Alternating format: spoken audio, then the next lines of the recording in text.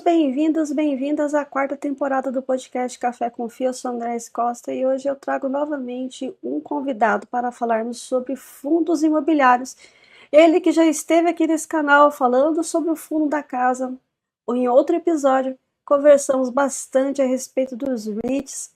Tem que voltar aqui novamente para a gente falar a respeito desse ativo que é tão interessante nos Estados Unidos e que também é muito próximo aqui dos fundos imobiliários, mas hoje é fundos imobiliários, tá? Felipe Vaz, seja muito bem-vindo novamente aqui nesse canal. Ele que é gestor do CCME 11. Felipe, para quem ainda não te conhece, gostaria que você se apresentasse e apresentasse também a Canuma. E aí sim, vamos conversar sobre esse mercado que tá tenebroso, hein? Não, obrigado, André, pelo convite aqui, mais uma vez, né, no seu programa. Parabéns aí pela iniciativa. Acho que assunto tem de monte, né, André? Vai ter bastante coisa aqui para a gente falar do mercado de fundos imobiliários. Me apresentando, primeiramente, né, eu sou, né, um dos sócios aqui da gestora, dentro do CCME 11, que é um fundo multi-estratégia, que pode ter imóveis diretamente, CRIs, cotas de fundos imobiliários, ações de empresas do segmento. Eu fico bastante focado aqui na parte dos fundos imobiliários e das ações do portfólio, né, que é aquilo que a gente chama da parcela mais líquida aqui, e a gente vai ter, né, a oportunidade de explorar um pouco do que a gente tem feito, tanto nessa parte como também nas demais aí do portfólio. Né. A Canuma Capital, a gente está completando agora no final desse ano de 2024, 3 anos e meio, né, que a gente já está, né, operacional aqui, e ao longo desses últimos 3 anos e meio, a gente foi lançando os produtos, né? Hoje somos um time de 14 pessoas, sendo que 11 delas são dedicadas à gestão e análise. Então a gente tem bastante essa veia, né, fundamentalista ali nas alocações, nas decisões. É um time formado, né? O Marcelo Weinstein é o sócio fundador da casa. Ele tocou durante 6 anos ali o portfólio da Brookfield aqui no Brasil. Era o maior portfólio de imóveis do país, 11 bilhões, né, em ativos imobiliários. A gente tem mais outros 2 sócios que também, né, vieram da Brookfield. Temos um sócio focado também na parte do crédito estruturado, né, porque uma parte importante aqui das nossas alocações é dedicada a esse segmento. Hoje temos aí 870 milhões de ativos sob gestão, e o principal, né, fundo é o CCME, né, que é um fundo hoje, em termos de patrimônio, cerca de 710 milhões de reais. A gente já fez 4 ofertas, né, 4 emissões dele, e conta aí com cerca de 5 mil investidores. Maravilha! Em um espaço, né, considerado com os outros fundos curto, né, mas que teve um crescimento, e tudo isso se deve justamente a essa estratégia, né, Felipe, de você poder surfar. Eu não gosto muito dessa palavra surfar, mas é nesse sentido, né, de você ter uma diversidade dentro do portfólio onde você pode, né, tá ali atuando, e isso acaba favorecendo. Eu acredito que esse seja um dos pontos que alavancou ali o fundo, né, no gosto dos investidores. Ou estou É, a gente enganada, Felipe? Não, é isso aí. Esse período não foi um período fácil, até em relação, a gente vai Sim, discutir um pouco de taxa de juros, né? Mas a taxa de juros, né, o CDI, a Selic, nesse período, né, desde que o fundo existe ali, né, que a gente veio para a primeira emissão dele, né, o IPO do fundo foi em abril de 2022, né? Então a gente está completando aí 2 anos, um pouco mais de 2 anos e meio que a gente tem né, desde que a gente lançou a estratégia.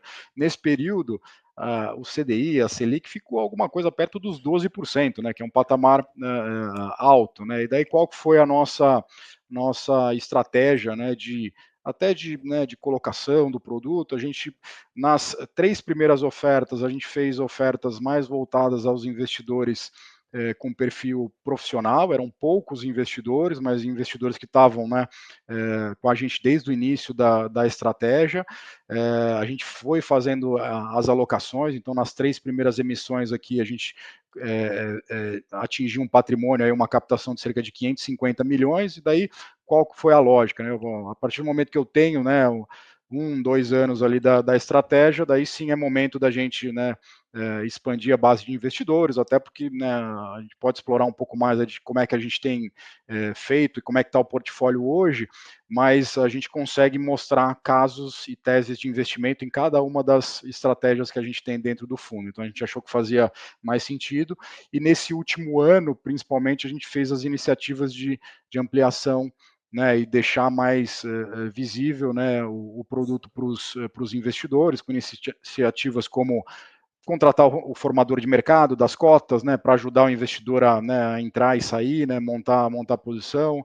A gente fez o desdobramento das cotas, né, o mercado chama lá de split, né, para base 10, né, então hoje você consegue comprar cotas do CCME de uma forma mais acessível, já foi um movimento também que ampliou a base.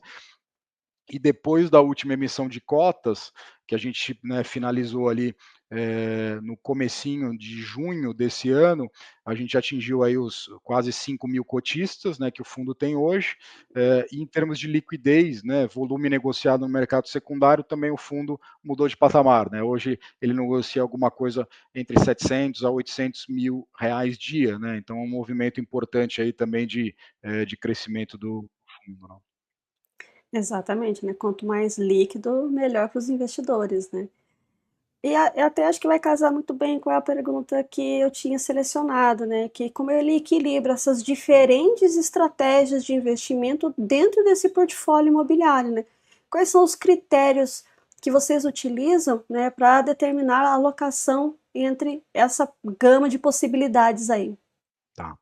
Hoje a gente até coloca isso nos nossos relatórios mensais, a gente deixa disponível para os investidores aquilo que a gente chama de o que seria o nosso portfólio-alvo, né, em termos de estratégia, retorno, de onde que vai vir, né, esse retorno, se vai vir mais de renda, se vai vir mais de ganho de capital.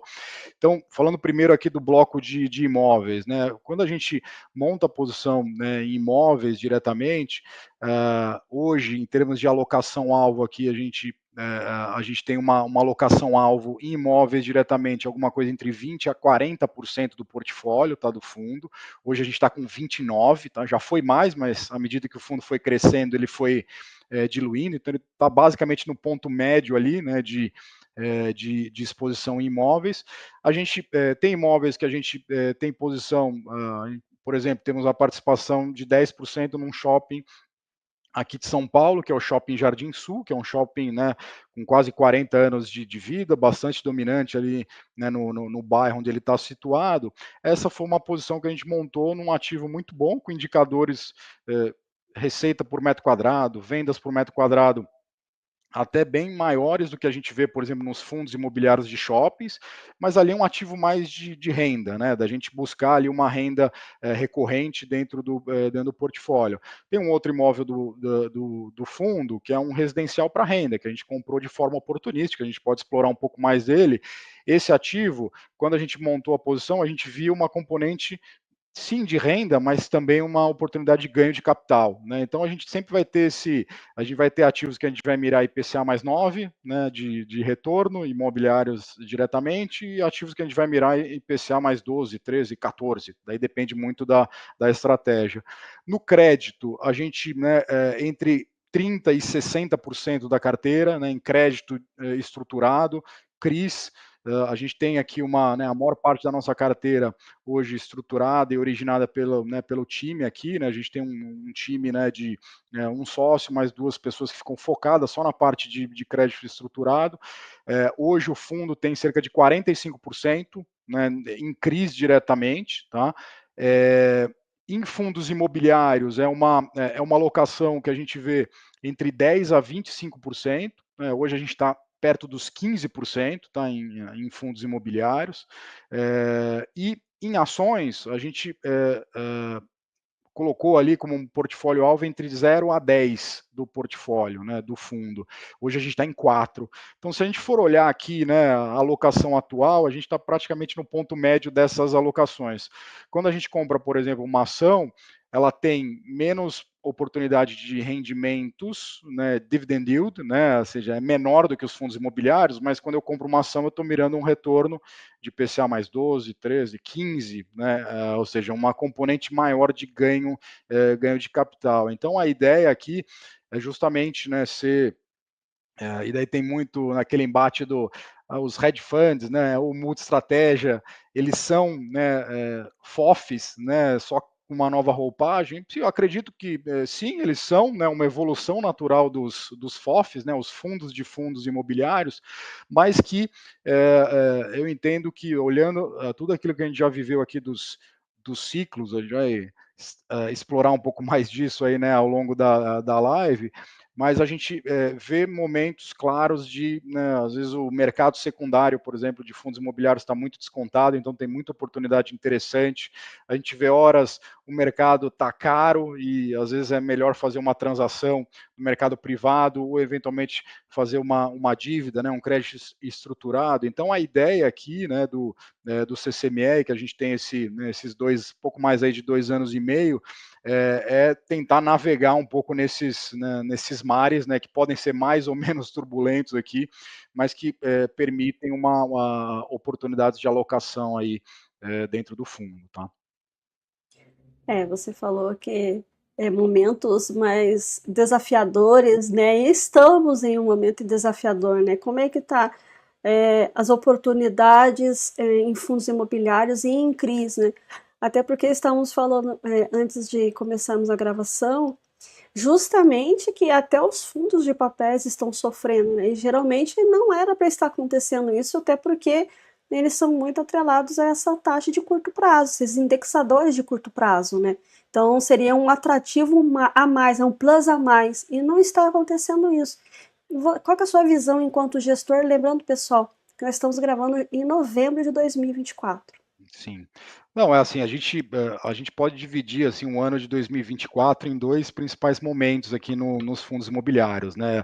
Uma fotografia ali naquele janeiro até agosto, né? E nesse período os fundos imobiliários eles estavam com uma valorização de alguma coisa perto de 2,5, não era uma valorização tão alta como a gente viu, né? Acima dos 15% em 2023, né? Mas era uma valorização, ou seja, num mercado ainda que, não, que as expectativas foram deteriorando ao longo do ano, estava defendendo bem, a gente poderia dizer, né? E o que a gente viu, especialmente de setembro, né, outubro e novembro, né, especialmente a partir da metade de setembro, foi uma reversão dessa situação nos fundos imobiliários. Então, hoje, no final de novembro, né, André, marcando aí a data da nossa gravação, a gente está vendo um IFIX que está cerca de 4,5 negativo, né, no ano, ou seja, você teve quase 7 pontos percentuais de queda no índice, e se a gente considerar que o IFIX ele é um índice que inclui, né, os proventos, os rendimentos, né, considerar que passou esses 3 meses, você teve muitas cotas que caíram mais do que 10%, né, quase 15%. Então, eu acho que um ponto aqui importante, quando a gente olha a história, né, e os ciclos, né, que a gente viveu, especialmente ali nos fundos imobiliários a partir de 2010, não é uma novidade essa queda. Naturalmente, quando você tem movimentos de elevação de taxa de juros, né, você tem um investidor que fica mais tendendo para alternativas, buscando esse retorno de menor risco, né, e um retorno interessante com a elevação de taxa de juros. Então é normal a gente ver, né, quedas, né, dos fundos imobiliários nesse sentido. Só que nesse momento a gente vê, eu acho que você tocou num ponto interessante, né, assim, eu acho que fundos de papel, né, historicamente eles no ano eles ainda estão defendendo bem, né, acho que você tem segmentos como o segmento de escritórios que estão, né, no acumulado do ano caindo quase 15%, né, o segmento dos fundos de fundos também, né, perto disso, shoppings, varejos, híbridos, de alguma forma defendendo, né, com quedas entre 5% a 10%, e os fundos de papel no 0 a 0, né, ou seja, eles também ajudaram a amortecer, mas você vê alguns ativos, né, e como consolidado, você vê a classe de fundos recebíveis com descontos hoje, na média, alguma coisa perto de 14%, ou seja, os fundos de recebíveis do IFIX estão 14% abaixo do valor patrimonial. A gente sabe que tem uma concentração aqui natural dos fundos de papel em CRIs e PCA+, a gente teve uma safra ali, especialmente julho e agosto, né, de IPCA que veio, né, mais baixo, até com deflação, isso impactou os proventos que esses fundos estavam distribuindo, mas esse desconto aqui ele pode, né, ele abre também algumas oportunidades, né, de alocações em fundos, né, que tenham portfólios aí sem grandes desafios, com nenhum problema ali de inadimplência, com bons devedores, que estão sendo precificados, né, bem abaixo do valor patrimonial. Então, uma das coisas que a gente tem discutido, né, e comentado com os investidores é que sim, você tem um grau de incerteza maior, né, seja do lado, né, fiscal, seja né, saber até onde vai o nível de taxa de juros. Hoje, né, a expectativa de taxa de juros, quando a gente olha pela projeção, né, do CDI, né, para 2 anos, ele embute uma taxa de quase 13% na média, né? Para ter uma média de 13%, se a gente considerar que os juros hoje está perto dos 11, esse juros deveria subir para 15, né? Que na minha visão aqui, eu acho que tem um certo exagero, ou seja, embute uma incerteza maior. Essas oportunidades aqui, né, para aquele investidor que tem um pouco mais de ou sangue frio, acho que um horizonte não de 6 meses, é difícil a gente cravar aqui, né, como é que vai estar o comportamento de mercado, ou quanto que o mercado vai antecipar alguma melhora, seja do lado fiscal, seja numa inflação, se vier um pouco mais controlada, juros que não precisa subir tanto, a gente pode ter ali, a gente hoje vê sim alguns portfólios bastante descontados. O próprio, a gente até incluiu isso no nosso relatório mensal, aquela tabela de sensibilidade, né, André? A gente, vamos pegar hoje o CCME aqui, o nosso portfólio de CRIs, para ilustrar, para dar um exemplo, a gente tem hoje 2/3 em CDI e 1/3 em IPCA, ou seja, essa parte em CDI, né, a CDI mais 2,9 na média. Num cenário de juros subindo, pô, ele defende bem, né? Eu tenho uma parte da minha carteira que está acompanhando o CDI. Na parte IPCA, né, a taxa atualizada, né, desse portfólio a mercado é IPCA mais 9,70, que é uma taxa, mesmo num tesouro aí pagando uma taxa entre 6,7% a 7%, como a gente viu ao longo dos últimos dias, pô, você tem um prêmio interessante. Só que se você ajustar, né, hoje o CCME a gente está sendo negociado cerca de 12% abaixo do valor patrimonial, né? Então, assim, fazendo aquele paralelo, né, como se você estivesse comprando, né, uma nota de R$ 100 por, né, 88, né? Você tem um nível de desconto. Quando a gente faz a sensibilidade desse portfólio, né, é como se estivesse comprando o portfólio de CRIs do CCME, a gente não somos só CRI dentro do portfólio, mas para ilustrar, é como se tivesse uma taxa implícita, né, para o investidor de já líquido de taxa de gestão, CDI mais 7 e IPCA mais 12,5, né, que é muita taxa, né, é muito prêmio para um portfólio adimplente. Né? Então, a gente, assim como a gente vê isso no CCME, a gente também vê em alguns outros, né, ativos aí de mercado. Então, acho que um ponto que a gente tem explorado, né, e procurado comentar nos relatórios, né, e falar com os investidores e toda oportunidade, como o próprio programa aqui que a gente está fazendo, é explorar um pouco, às vezes, dessa assimetria, né, que tem, né, ou seja, do investidor também olhar, ao mesmo tempo que você tem esse nível de precificação até nos fundos de papel, a gente vê, por exemplo,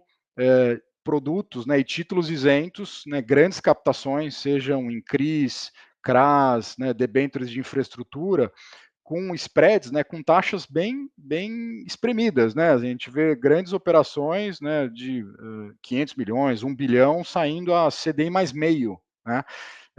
E num título de longo prazo, né, 5, 10, 15 anos, então, assim, se o investidor tem um apetite para comprar, né, isso que a gente tem explorado aí nos relatórios, pô, se o investidor tem apetite para comprar CDI mais meio num título de 15 anos, né, por que ele não vê oportunidade, por exemplo, em fundos de papel ou no próprio CCME, numa taxa muito maior, né, implícita, né?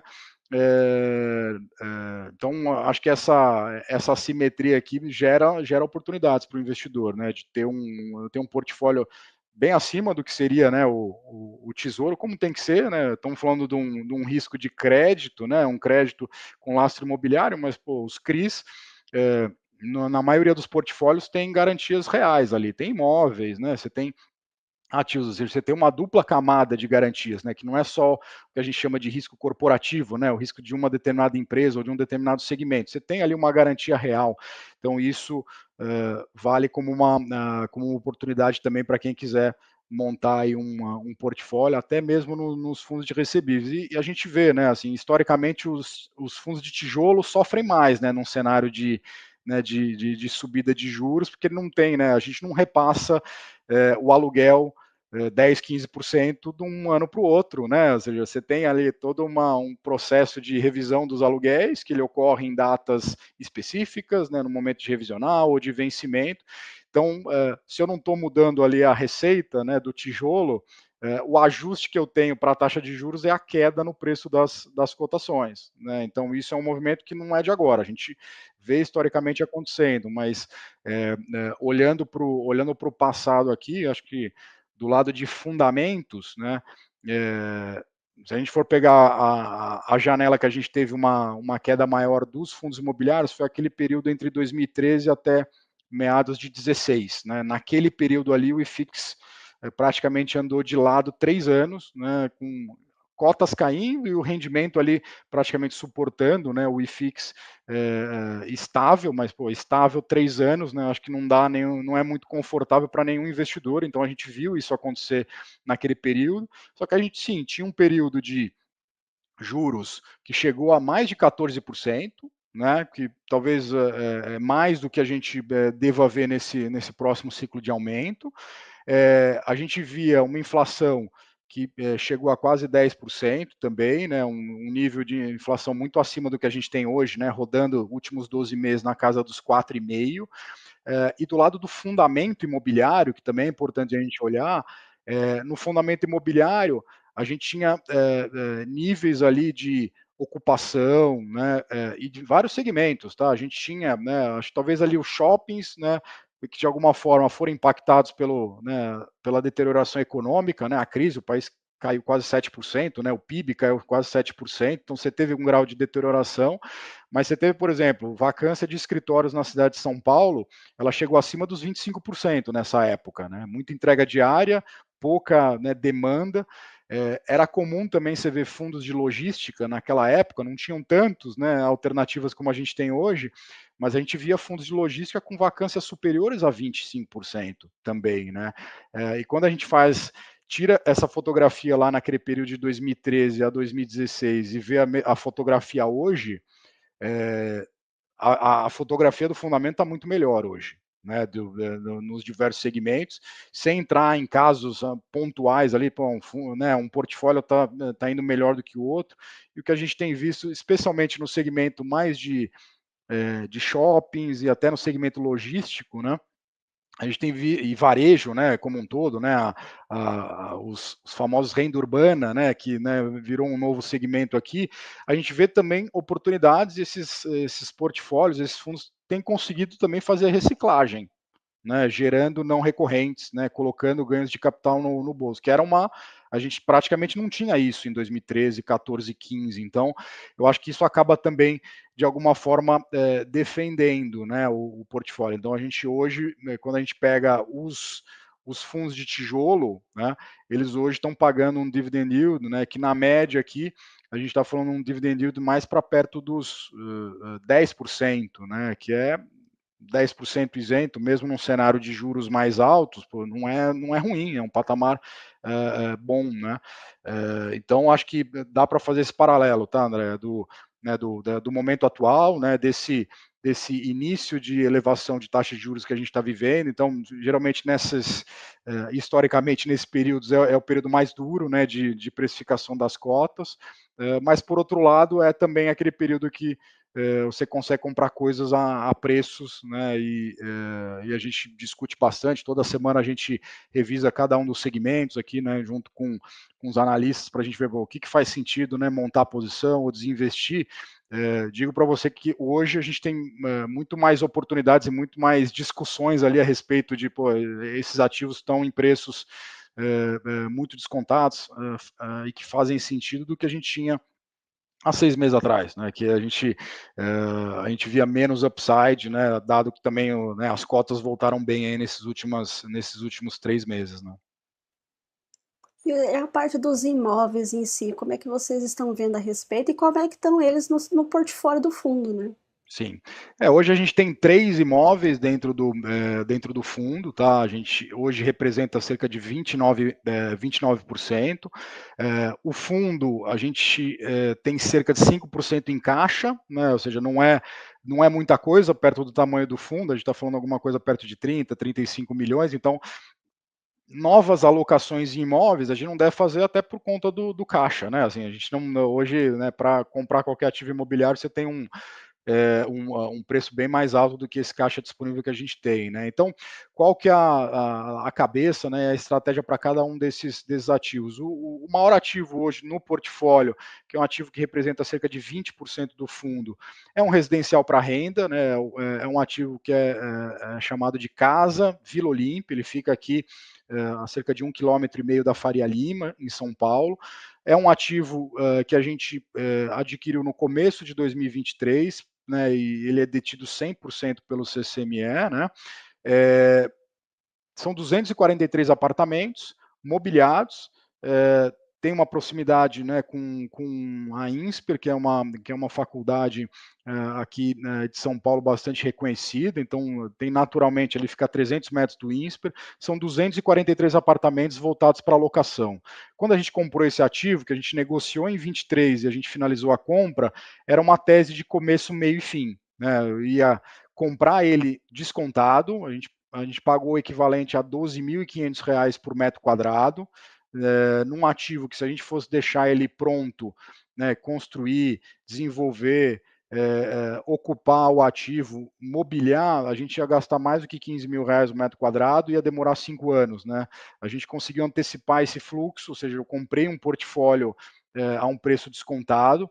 Hoje esse ativo, só para ilustrar, ele está, né, pelo último laudo de avaliação, a 17.200. A gente, né, o CCME adquiriu esse ativo por R$ 12.500 o metro quadrado, e a gente via melhorias para fazer no imóvel. Né?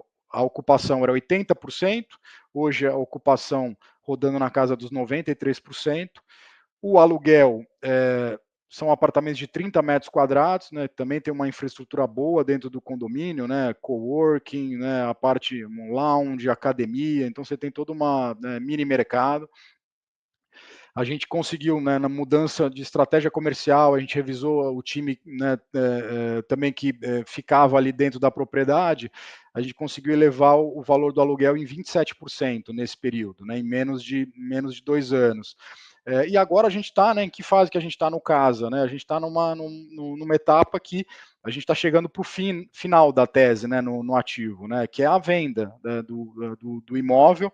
A gente tem duas estratégias de saída que a gente tem explorado, né, com os investidores, que é vender esse ativo de uma vez só, né, para algum investidor profissional, né, vender ou 100% ou vender 49%, preservando, né, a maioria dentro do imóvel, porque é importante ter essa gestão dentro do imóvel.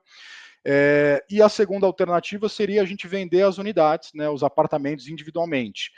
Todos os registros, as matrículas são individuais, então a gente pode vender os imóveis, né, os apartamentos individualmente, leva mais tempo, mas o preço por metro quadrado potencialmente ele é maior. Né? Então essas duas alternativas estão na mesa, né, e a gente está trabalhando e a gente tem dado luz a essa oportunidade. Então, acho que essa é uma das diferenças, né, que a gente até pode fazer um paralelo, né, de um multi-estratégia como o CCME, que tem o tijolo dentro do portfólio, que é, né, num momento que está mais difícil de fazer ganho de capital em fundos imobiliários e as ações, né, a gente pode comentar um pouco sobre as ações também, você tem uma oportunidade ali de monetizar um ganho de capital no imóvel, né, que você comprou num preço descontado, né, a gente até colocou ali no relatório, né, se a gente vende as unidades a R$ 16.000 o metro quadrado, a gente está falando de um ganho, né, não recorrente ali de 25 centavos por cota, né? Isso é quase 3 meses e meio, né, o que o CCME distribui, né, de proventos, né? Se a gente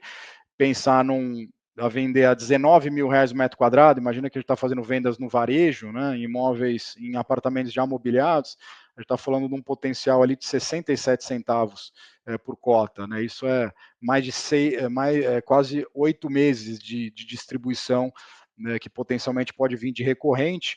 Então a gente trabalha com essas alternativas, né, dentro do portfólio. O segundo ativo, que é menos representativo, mas é alguma coisa perto de 7 a 8% no fundo, é uma participação no Shopping Jardim Sul. Eu já comentei um pouco sobre ele aqui, é um shopping dominante. Aí mais um perfil de carrego mesmo de renda, os indicadores a gente está bem contente ali com a aquisição.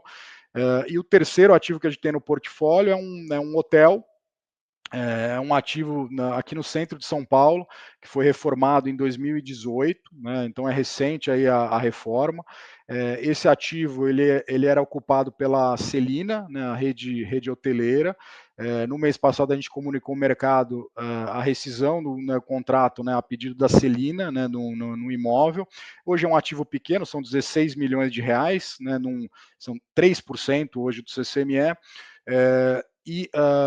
Qual que é a estratégia ali com o ativo, né? A gente não tem nenhum impacto ali do rendimento recorrente, né? Porque quando a gente comprou o imóvel, a gente negociou com a vendedora, né, uma cobertura tanto de inadimplência quanto de vacância no imóvel por 3 anos, né? Então já se passaram 1 ano e meio, né? E a gente tem 1 ano e meio ali ainda sem nenhum impacto ali na receita recorrente do fundo. E daí qual que é a estratégia? A gente vai explorar isso ao longo dos próximos meses, né? Você ou locar para algum outro operador, eventualmente fazer a utilização do ativo como residencial voltado para alocação, também é uma alternativa, ou mesmo a venda, né? Então a gente tem essa cobertura aqui vai até fevereiro de 2026, então tem bastante tempo ali para a gente trabalhar ali na melhor saída, né? Então hoje, né, esse portfólio é cerca de 30% do CCME, e como eu disse, né, acho que a joia da coroa aqui é justamente esse ativo residencial para renda, que a gente, né, conseguir implementar essas melhorias,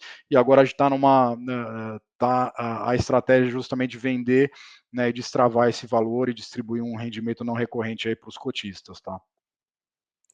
Esse que foi desocupado pela Celina, ali também são individuais?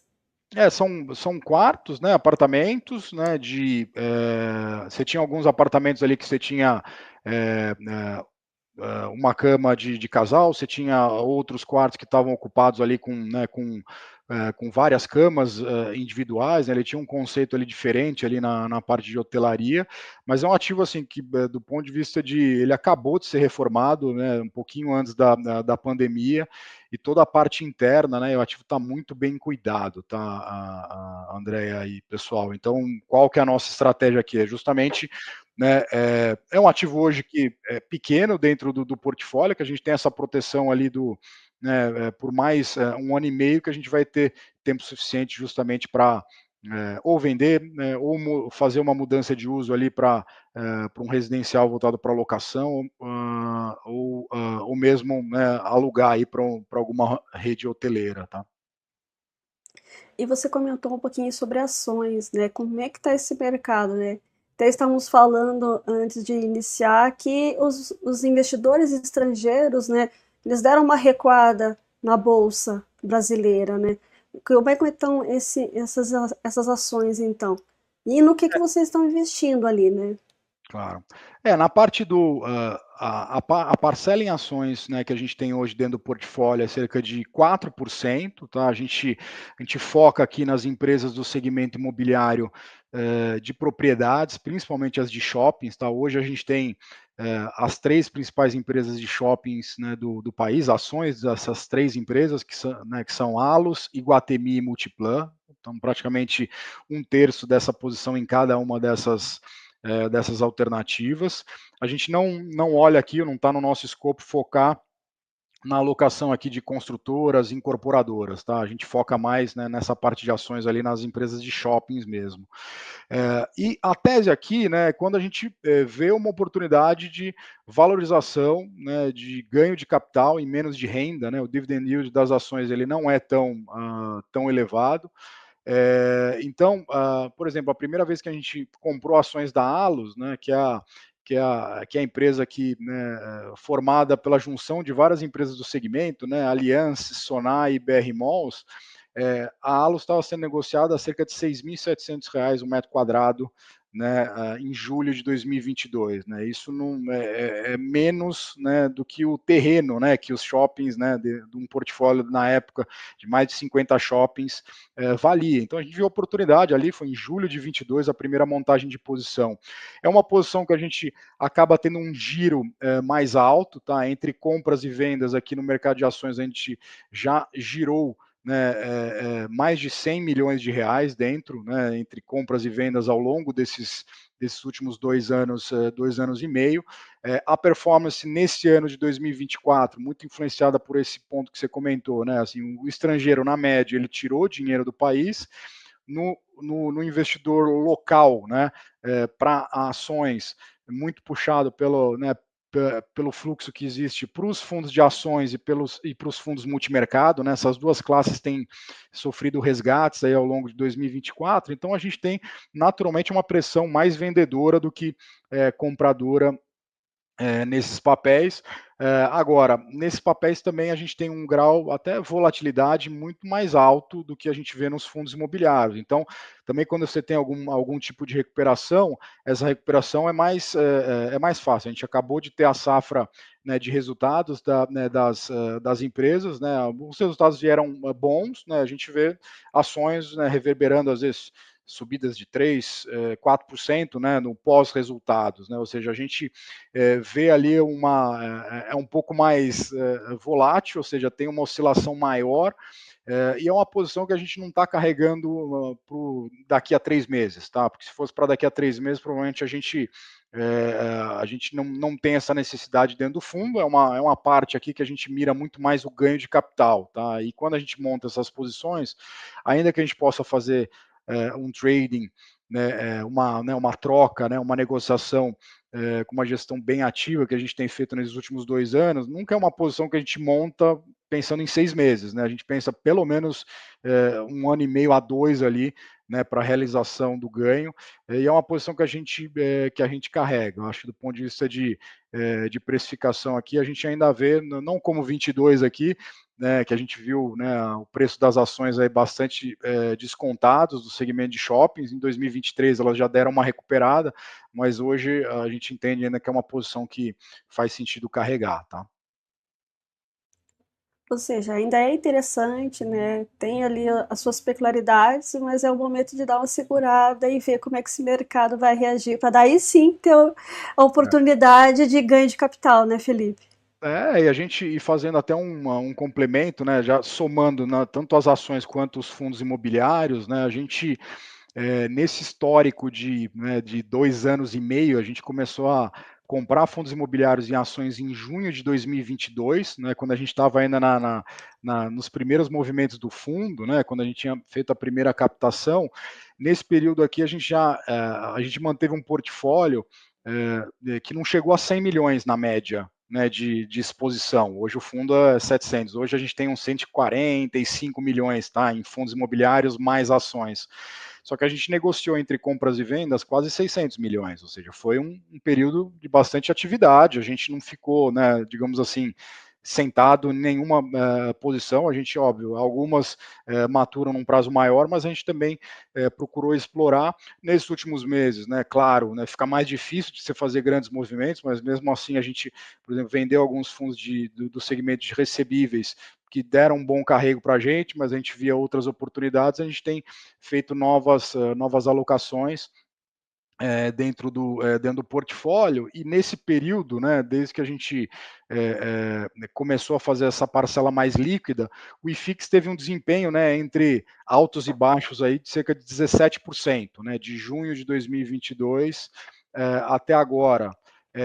E a performance do portfólio, a gente teve um retorno aí de 31%, né, então foi cerca de 14 pontos percentuais acima do IFIX. Então, é aquilo lá, eu acho que para todo, né, gestor ou fundo que se propõe a ser o multi-estratégia, ele tem que também, né, deixar claro ali esse valor, né, de ter uma gestão mais ativa. A gente coloca esse histórico também dentro dos nossos relatórios mensais, a taxa de retorno de cada uma das posições que a gente entrou e saiu ali, a gente também coloca, né, tanto as que a gente foi bem, quanto aquelas que a gente não foi tão bem.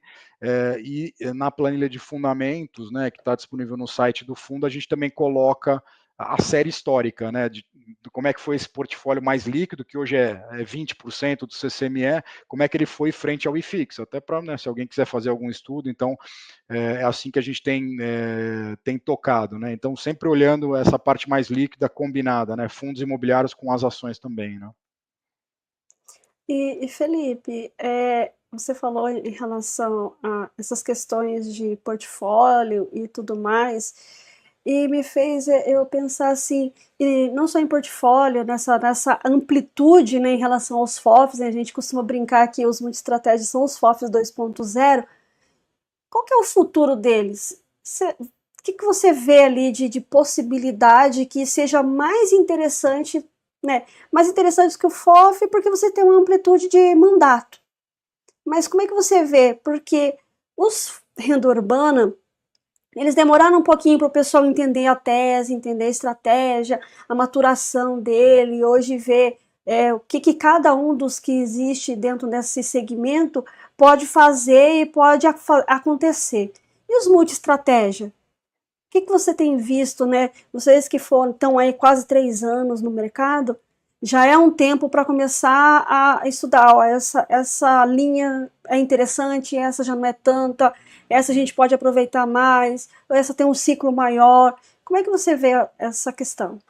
Tá. Eu acho que o primeiro um ponto assim que eu acho que é um fator que ajuda no potencial de crescimento aí dos multi-estratégia e dos hedge funds, é que eles têm menos limitações de tamanho, né, André. Então eu também, né, acompanho o mercado de fundos imobiliários há pelo menos 15 anos, e o que a gente viu, né? A gente viu fundos de fundos, né, os FOFs, alguns crescendo bastante de tamanho, né, só que, dado que o mercado de fundos imobiliários, ainda que tenha crescido a liquidez, né, quando você tem um FOF com 700, 1 bilhão, 1,5 bilhão, 2 bilhões de reais, esse FOF ele acaba, né, como ele está concentrado só em cotas de fundos imobiliários, ele acaba ficando muito mais restrito nesse giro de carteira, né, nessa possibilidade de trocar. Se ele quiser comprar uma posição, ele vai demorar muito tempo, se ele quiser vender a posição, ele vai demorar também outro tanto, então ele acaba ficando um pouco engessado. Então a primeira coisa, né, que por isso que a gente, né, entende aqui que é um formato mais moderno ali de estruturação de produto, que são, né, os multi-estratégia, eles não têm essa limitação de capacidade de crescimento, tá? Porque, por exemplo, se hoje o CCME tivesse um patrimônio de 2 bilhões de reais, eu poderia, por exemplo, ter um portfólio 1 bilhão em crédito, né, até porque, né, o mercado de crédito tem crescido bastante aí nos últimos anos, poderia ter 500 milhões em ativos imobiliários diretamente, eu poderia ter os 500 milhões em ativos em fundos imobiliários e ações. E as ações têm muito mais liquidez, né, individualmente do que os fundos imobiliários, ou seja, ele permite com que você pudesse crescer, né, que você possa crescer ao longo do tempo. Então, acho que o crescimento vai vir, né, aos poucos, acho que todo o crescimento ali, né, muito acelerado, ele tem né, o ônus e o bônus ali, né, então acho que os fundos, né, eles têm que, né, ao longo do tempo se provarem em termos de gestão ativa no portfólio líquido, né, na carteira de crédito, né, boas aquisições aí no portfólio de imóveis, né, isso que vai permitir essa segunda onda de crescimento das estratégias.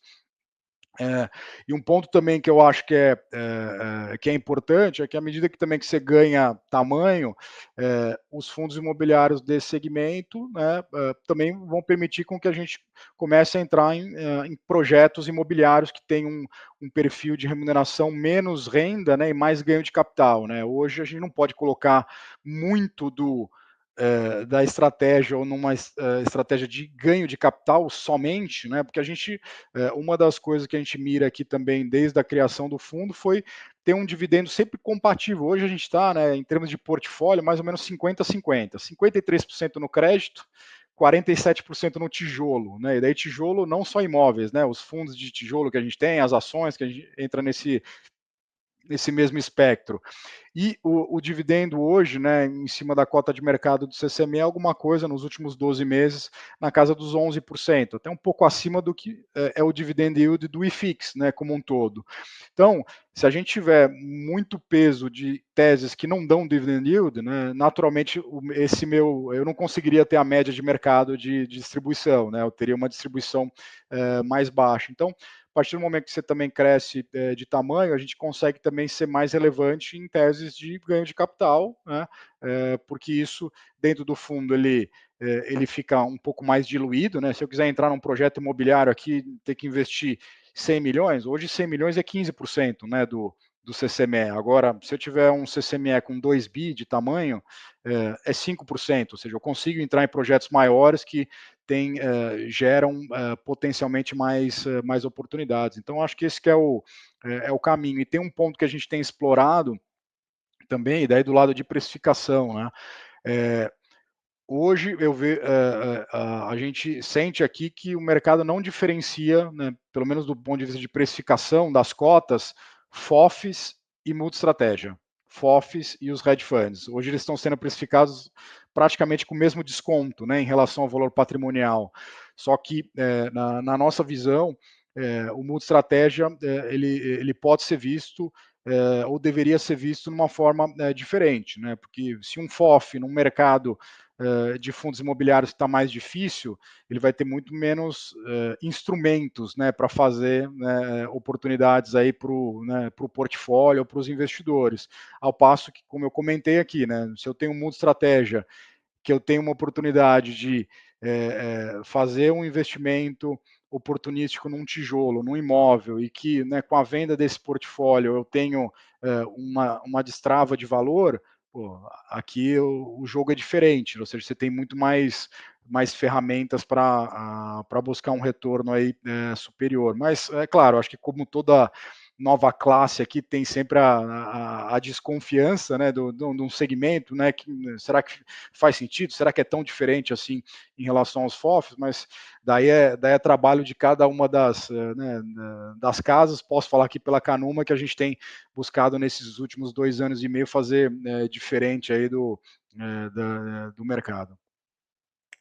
Até porque falam, né? Ah, eu uso de estratégia, mas tem tanto CRI outros fundos que, na verdade, será como é que funciona essa tese aí, sendo que a maioria é de.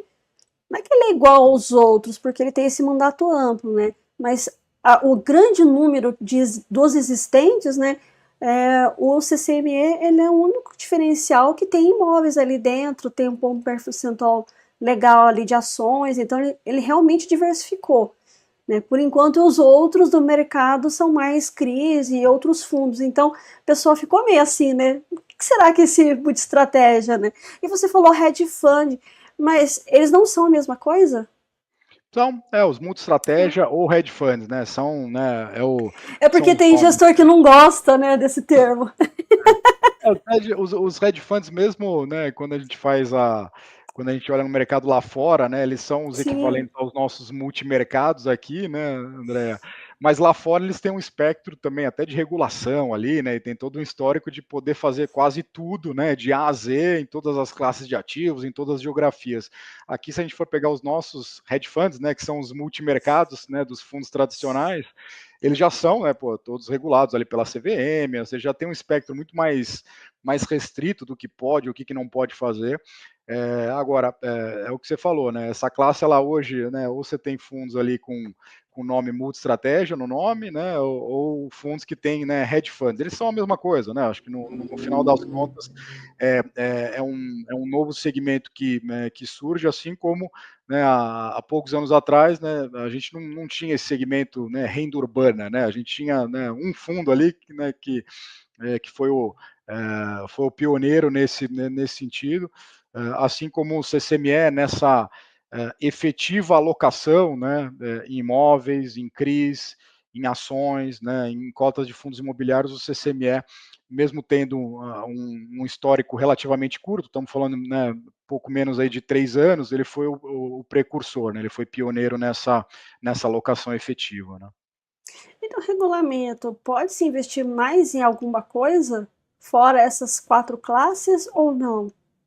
A gente pode sim investir também em projetos, né, imobiliários, né, títulos com lastro imobiliários, né, também tá dentro desse escopo, mas a gente teve pouco, né, LCIs foi mais ali alguma remuneração melhor do caixa que a gente fez pontualmente, a gente chegou a investir em LCI por períodos mais curtos, tá? Mas pelo regulamento, né, o regulamento do CCME a gente não delimita eu só posso comprar até 10% em ações ou até 25% em cotas de fundos imobiliários, tá? O regulamento ele é amplo no sentido de poder comprar tudo aquilo que um fundo imobiliário aqui no Brasil pode comprar, né? E ter direito àquela isenção sobre os rendimentos em tudo aquilo que faz estar relacionado ao mercado imobiliário. Então, nesse sentido, o regulamento é mais amplo, mas aquelas alocações alvo, né, que a gente tem ali no portfólio, ele é um slide que está disponível dentro do nosso relatório mensal.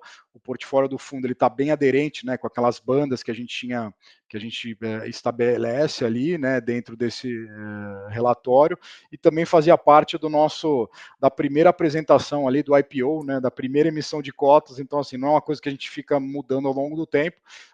Talvez o que a gente mude aí não a alocação alvo, mas sim o nível de retorno que a gente busca, né? Assim, até bem pouco tempo atrás, quando a taxa de juros, né, o Tesouro IPCA mais estava alguma coisa mais para perto de 5, 5,5, né? A gente mirava e fazia operações, por exemplo, né, mirando alguma coisa entre 7 ou mais, né, de taxa. Né? Agora, com o Tesouro já pagando alguma coisa perto de 7, né, novas precificações de operação, a gente está olhando coisa acima de 8, pelo menos. Né? Então, nesse sentido, a gente acaba sempre mudando, né, ou revisando ao longo do tempo, mas em termos de linha mestra, ali, de alocações por classe, a gente tem sido bem aderente aí nesses mais de 2 anos e meio aí do fundo, tá? É porque como você falou, né, se a gente abrir esse leque de classes possíveis, também não é tanto, né, quando a gente fala, ligado ao imobiliário, né, então por isso restringe-se ali ao que tem risco versus retorno interessante. É Seria isso mais ou aí. menos isso. É isso aí, André. Maravilha. Felipe, agora é o momento marketing. A gente falou muito do mercado, você deu uma baita explanação aí a respeito em relação ao que está acontecendo e linkando, né, com o próprio fundo, né, o CCME. Mas por que investir nesse fundo então? Tá. O CCME, né, quem investe no CCME, ele tá levando um portfólio diversificado, né, dentro do mercado imobiliário aqui brasileiro, né, então ele leva a parte de crédito, ele leva imóveis, ele leva fundos imobiliários e leva ações, com uma gestão bastante ativa, né, em cada uma dessas classes.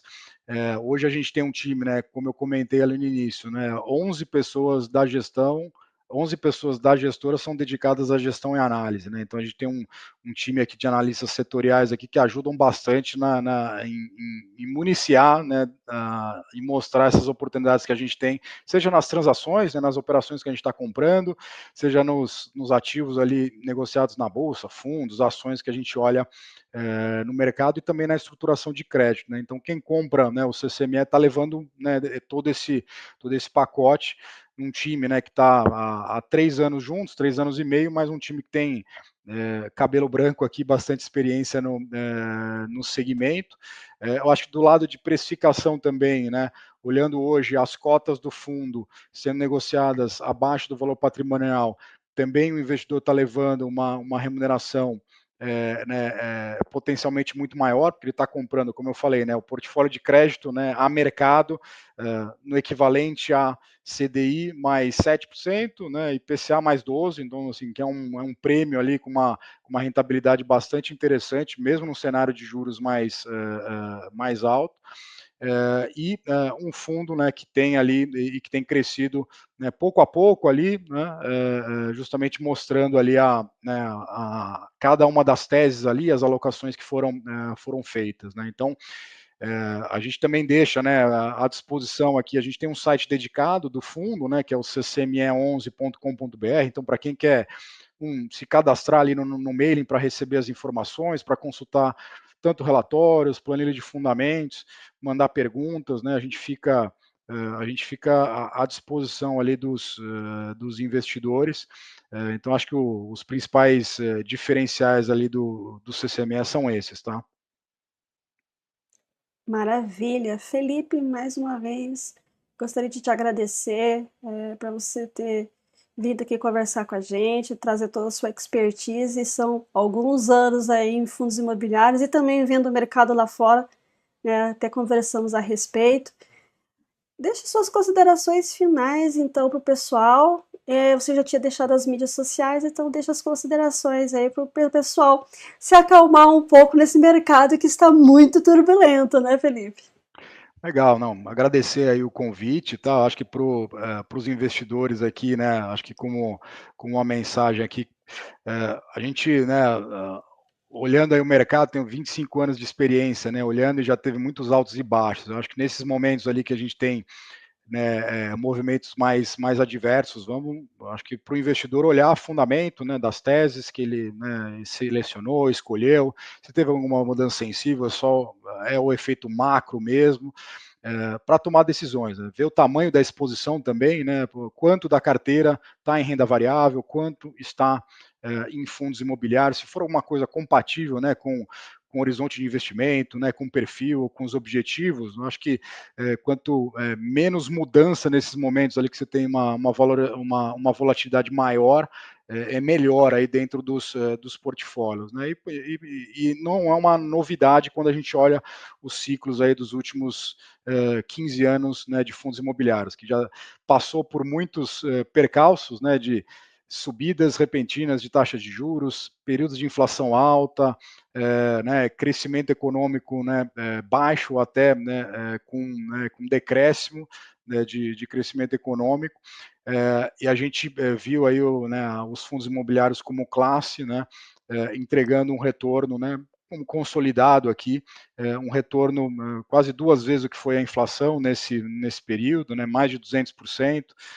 Então, acho que é importante o investidor também, nesses períodos aqui, ter o sangue frio ali, né, sempre relembrar os seus objetivos, né, os porquês de cada uma das alocações, para tomar a melhor decisão de investimentos. Eu acho que é papel, né, seja, né, de programas como esse, também de nós, gestores e mercado, também debater, né, também colocar a luz ali em coisas que eventualmente esse investidor que está, né, vendendo cotas ali a qualquer preço, né, mostrar algum outro olhar e alguma opinião diferente, né? Exatamente. Você siga a sua estratégia, seja em alocando ou mesmo seja parada ali observando, né? Mas não tome decisões impulsivas tentando ganhar o tal famoso 1% sem realmente entender o que você está fazendo. E em vez de ganhar, você acaba perdendo, né, nesse vai e vem. Mais uma vez, muito obrigada, Felipe. E, pessoal, até o próximo episódio do podcast Café com Fim. Tchau, tchau. Tchau, tchau, Felipe.